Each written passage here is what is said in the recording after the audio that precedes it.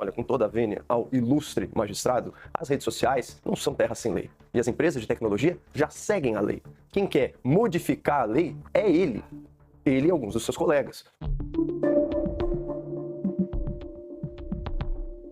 Coppola voltou com a Tramontina da verdade, só o suco da uva, e o tema dessa vez foi a regulação das Big Techs. Como sempre, o show foi garantido. Já votaram Dias Toffoli, Fux e Barroso. Veja agora, aqui no Portal 22, mais uma vez, o Coppola Showman amassando o Zé Cardoso.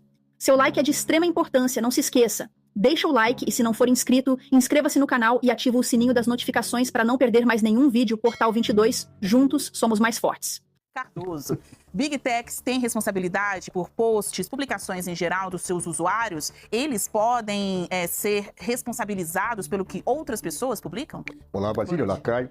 É muito importante essa porque é uma discussão jurídica e envolve a dimensão política, né? Toda discussão jurídica parte da análise da chamada Lei do Marco Civil da Internet e de dois dispositivos, o artigo 19 e do artigo 21. Eu tive o problema de conhecer bem essa lei, porque ela foi feita no período que eu estava no governo, inclusive assino essa lei. Qual era a grande questão?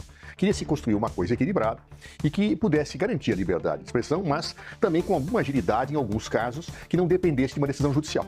Então, no artigo 19, você estabeleceu o seguinte, que qualquer decisão de retirada de conteúdos da internet, aquelas pessoas, aqueles que são as Big Techs, vamos chamar assim, aqueles que são os responsáveis pela colocação do que recebem, apenas poderiam ser responsabilizados se deixassem de fazê-lo após decisão judicial.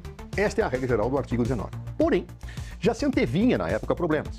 E o artigo 21 já abriu uma exceção, dizendo que, olha, no caso de nudez ou de exposição de situações íntimas sexuais, porque era o que se conhecia naquela época, pode haver especificamente a obrigação e a responsabilidade do provedor, a lei usa a expressão subsidiária, no caso de notificada a empresa não tirar, ou seja, não era necessariamente responsabilizada a empresa apenas a partir da decisão judicial. O ministro Barroso faz uma magnífica introdução na sessão de hoje, explicando, olha, nós estamos discutindo aqui a responsabilização destas empresas. Se é necessário sempre uma ordem judicial, ou se em certos casos, como já prevê em situações excepcionais a lei do Marco Civil, basta a notificação.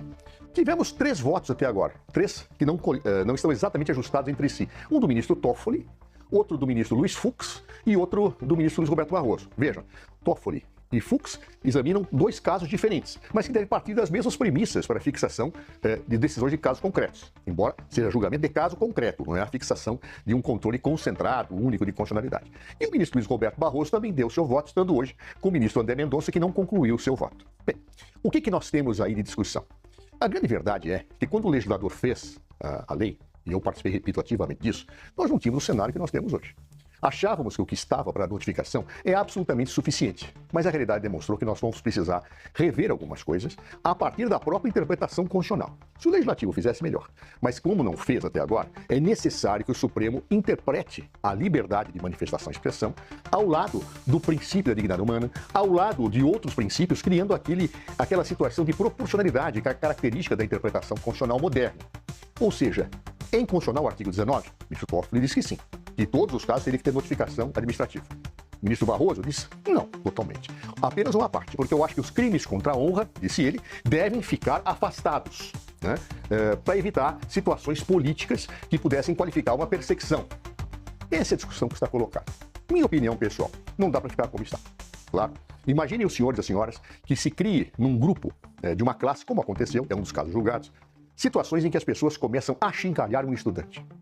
E esse estudante sofre um bullying e pode até levar ao suicídio. Não é correto que a notificação dos pais, antes mesmo da decisão judicial, para evitar uma tragédia, evitar um dano irreparável à pessoa, tenha espaço contra esta liberdade das pessoas atingir praticando crimes outros? Então, para concluir, Basílio, eu diria o seguinte, o ponto regulador é ilícito penal. Ilícito penal, a meu ver, basta a notificação administrativa. E civil não.